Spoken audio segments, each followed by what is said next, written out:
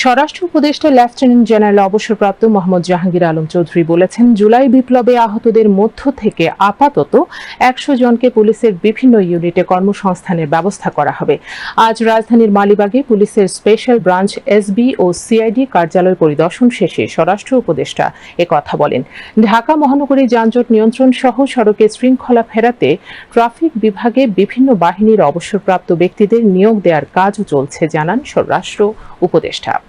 এ সময় পুলিশের মহাপরিদর্শক বাহরুল আলম সহ পুলিশের ঊর্ধ্বতন কর্মকর্তাগণ উপস্থিত ছিলেন। সাংবাদিকদের এক প্রশ্নের জবাবে উপদেষ্টা বলেন, র্যাব বিলুপ্তির বিষয়ে সংস্কার কমিশনের রিপোর্ট এখনো হাতে পায়নি মন্ত্রণালয়।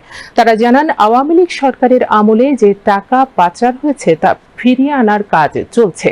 যত দ্রুত সম্ভব মানি লন্ডারিং এর রিপোর্ট দিতে সিআইডিকে নির্দেশ দেওয়া হয়েছে। ছাত্র আন্দোলনে আমাদের যারা আহত হয়েছে তাদের একটা কর্মসংস্থানের কিভাবে ব্যবস্থা করা যায়, আমরা আমাদের এই ডিপার্টমেন্ট, পুলিশ ডিপার্টমেন্ট থেকে আমরা অলরেডি একটা প্রপোজাল পাঠিয়েছি যে যারা আহত হয়েছে আমরা তাদের একটা কর্মসংস্থানের জন্য একটা ব্যবস্থা করতে পারি।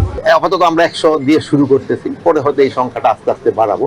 রিটায়ার্ড আমাদের police, BGB, Ansar, army, navy, এয়ারফোর্সে ঠিক আছে, তাদের থেকে কিছু রিক্রুট করে এই ট্রাফিক ডিউটিতে লাগানোর জন্য।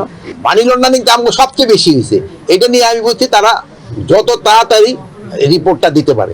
আমি একটা রিপোর্ট চাই যে কারা কারা এটার সাথে জড়িত।